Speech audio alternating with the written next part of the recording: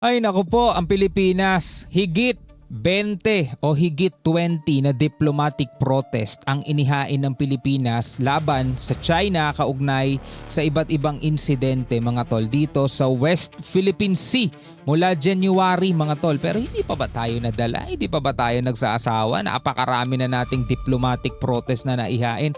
Wala namang nangyayari dyan eh.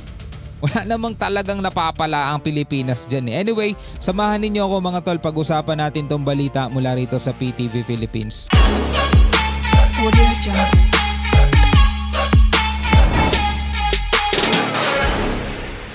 Alright, magandang araw sa inyong lahat. Maulan na umaga sa inyong lahat at anong oras mo man to pinapanood, no? Sana nasa maayos kayong kalagayan at hindi lubog ang inyong mga kabahayan sa matinding pagbaha ngayon, no? Anyway, kung bago ka pa lamang dito sa ating YouTube channel at trip mo yung mga ganitong klaseng reaction video and commentary, huwag niyong kalimutan mag-subscribe. Click nyo na rin ang notification bell para ma-notify kayo whenever na may mga bago tayong reaction video tulad nito. So pag-uusapan natin itong balita na higit 20 o higit 20 na ang diplomatic protest na inihain ng Pilipinas laban sa China, kaugnay ito mga tol sa iba't ibang mga insidenteng nagyayari dito sa West Philippine Sea. No, mula January, so kalahating taon ang nakakalipas mga tol ay 20 diplomatic protest na ang ating naihain. Tanong, may napala ba Pilipinas? Eto, panoorin natin ang balita mula rito sa PTV. Ito ang Iron Triangle na plano umano ng China para magkaroon ng buong kontrol sa South China Sea. Ito yung Iron Triangle sa Paracel Island, Scarborough Shoal at saka dito sa Spratlys, okay? Sabi ni Philippine Coast Guard spokesperson for the West Philippine Sea, Rear Admiral J. Tariela, ang militarization sa Bajo de Masinloc o Scarborough Shoal na lamang ang kulang. Pero may nabasa akong post sa social media sa FB na ito'y sinasagot mga tol ng ng mga kinatawan ng China. No, meron silang pinost about dito sa sinasabi ni J. Tariela. Para mabuo ang Iron Triangle na nag-uugnay sa mga kontroladong feature ng China sa Paracel at Spratly Islands. Parang tinatanggi nila. Babala ni Tariela, posibleng maapektuhan nito ang 1/3 ng global shipping at mapigilan ang freedom of navigation, habang maaari rin anyang tuluyang makontrol ng China ang Bashi Channel. Hindi malabong mangyari yun, no? Sa pagkakakilala natin sa kanila at sa hindi nila pagiging matapat sa kanilang mga salita, sapagkat iba yung ginagawa nila sa sinasabi nila, may posibilidad talagang magkatotoo at mangyari ang sinasabi ni Rear Admiral Tariela kung hahayaan ng Pilipinas na magtagumpay ang China sa kanilang planong pagtatayo ng base dito sa may Scarborough Shoal.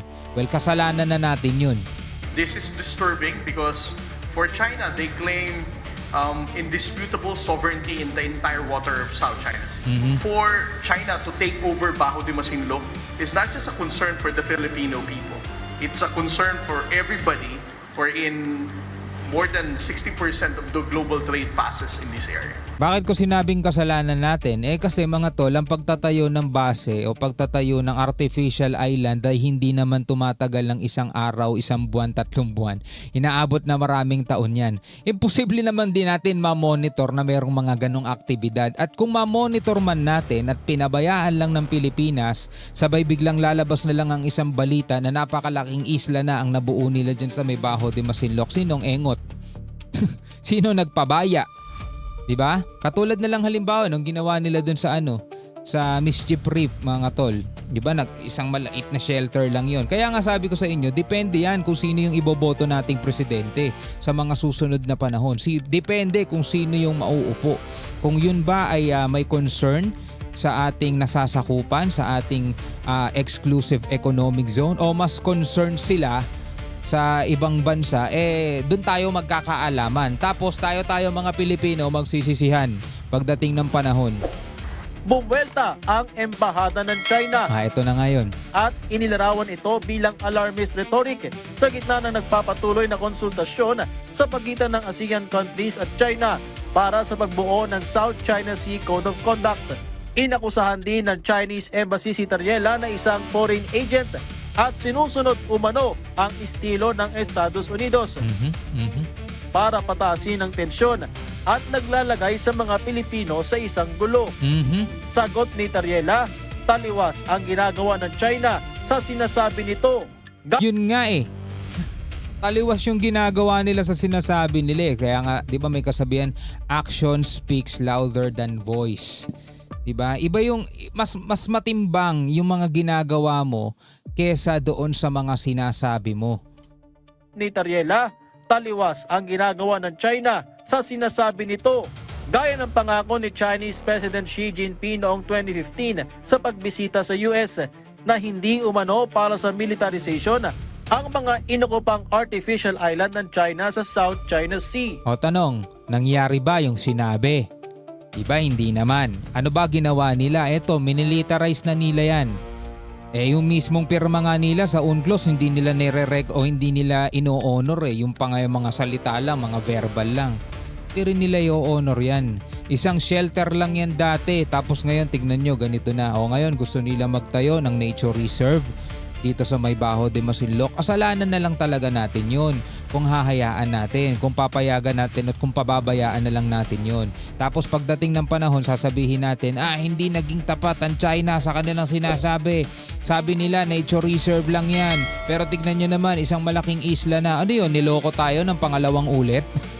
Diba? Kaingotan na lang natin talaga lahat yon. Ewan ko kung nag-agree kayo. Pero kung ang Pilipinas magpapabaya sa Bajo de Masinloc, kaingotan na lang talaga natin yon. We know our facts, no? And historically, we were able to monitor kung ano talaga ang pagkilos ng China.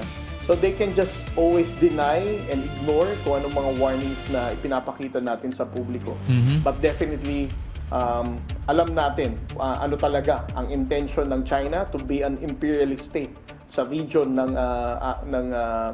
Indo-Pacific. At kung dumating man ang panahon, mga tol, tandaan niyo to kung dumating man ang panahon na talagang ang maiuupo nating leader, pinuno ng ating bansa ay hindi papansinin etong nangyayari dito sa West Philippine Sea at magiging tauhan ng China. Hindi ko naman sinasabi kung sino kasi hindi natin alam mga tol. Yung iba dyan sinasabing hindi sila pro-China. Pero gusto lang palang makisimpatya tungkol sa nangyayari dito sa West Philippine Sea. Tapos pag nasa kapangyarihan na, magiging sunod-sunuran lang din pala dyan sa China. Eh di ang mangyayari mga tol, mawawalan na tayo ng balita tungkol dyan kasi pwede silang magpatupad o pwede nilang ipatigil na yung nangyayaring transparency initiative ng PCG dito at hindi na natin malalaman ang mga balita dyan. Tapos magugulat na lamang tayo, meron na ngang isang malaking isla dyan. Maaalala natin etong mga panahon na sinasabi nila Jay Tariela, nila DND Secretary Gibo, etong mga nangyayari dito at hindi na natin mababalikan pa dahil nasa huli lagi ang pagsisisi. Kung paano pipigilan ng Pilipinas na mabuo sa Scarborough Shoal ang Iron Triangle. On the part of the national government, particularly the Coast Guard, the Armed Forces of the Philippines, and the Bureau of Fisheries and Aquatic Resources, patuloy tayo nagpapatulya sa Bajo de Masinloc. Samantala, umabot na sa 27 ang inihain ng Pilipinas na diplomatic protest laban sa China kaugnay ng iba't ibang insidente sa West Philippine Sea mula Enero. Wala umano sa mga ito ang pinansin ng China. O see? Diba? Wala ni isa man ang pinansin ng China dyan sa mga diplomatic protest na isinabmit o inihain ng Pilipinas. Wala nang sasayang lang tayo dyan ng effort natin. Ganun naman China, they do not really respond, but at least we have put on record our protest, our displeasure by coming up with those diplomatic protests. Well, kailangan pa rin naman yon mga tol. Ngayon, baka may magtanong sa inyo, kung hindi pinapansin ng China yung diplomatic protest, ano ba talaga ang kailangan nating gawin? Ano ba sa tingin ninyo kailangan gawin ng Pilipinas? Ano ba sa tingin ninyo? Sa West Philippine Sea, binabantayan din ang karagatan sa hilagang bahagi ng bansa kung saan naobserbahan ang pagdami ng Chinese research vessels. Matatandaang ilang Chinese scholars ang nagsabing bahagi umano ng China ang Batanes at kaagad kinontra ng Pilipinas. We are monitoring the maritime domain 24/7 through our land-based sensors in coordination with other government agencies. The noted increase in the research vessels up north is one of the factors that we are considering giving more attention to. Patrick, Alam nyo mga tol, importante yung diplomatic protest. Bagamat alam nating wala naman talagang mangyayari dyan, mahalaga pa rin yan kasi on record yan. Ipinapakita natin sa international community, sa international law, na ang Pilipinas is nandoon pa rin tayo sa pakikipagdiplomasya. Kaya nga tinawag na diplomatic protest. Hindi tayo marahas na bansa na ang gusto gera agad, na hindi man lang dinadaan sa mga ganitong avenue, di ba? Sa mga ganitong pamamaraan. Kailangan pa rin natin yan mga tol. Pero at the same time, kailangan ipagpatuloy ng ating kinauukulan yung hindi lang pag-monitor ha, kasi hindi sapat yung monitor. Kumbaga parang naglagay ka ng CCTV pero hindi niya kayang pigilan yung mga manloloob sa'yo kasi CCTV lang yan. Kaya niya lang ma-monitor, kaya niya lang makita kung ano yung mga naganap para sa investigasyon, pero wala na, nanakawan ka na, napasok na. Diba yung bahay mo? Mas maganda pa rin mga tol, meron tayong active na mga pagpapatrolya, o kung meron na tayo mga pagpapatrolya, dagdagan pa. Pero paano nga naman natin madadagdagan kung kapos din sa budget, diba? So dyan na ngayon papasok ang national government. Dyan na ngayon sila kailangang tumulong dito sa ating mga Coast Guard, Navy, sa pagdadagdag ng kanilang budget, sa pagsuporta. Hindi yung tipong kung ano yung ginagawa ng Coast Guard natin, sila pa yung lumalabas na masama, pinapagalitan pa sila. Tapos kapag wina-water cannon tayo ng China, wala naman silang say, wala naman silang sinasabi. Kita nyo kung anong problema ng Pinas? Diba? Kung ano yung ginagawa ng PCG, ginagawa ng Navy, kapag nagkaroon ng girian sa pagitan ng China at saka ng Coast Guard, lumalabas, Coast Guard pa pinapagalitan eh. Diba? Anyway, bilang mga Pilipino, ano ang inyong masasabi tungkol dito? Pwede kayo magbigay ng inyong sariling opinion at reaksyon sa comment section sa ibaba. Hanggang sa muli. Peace out.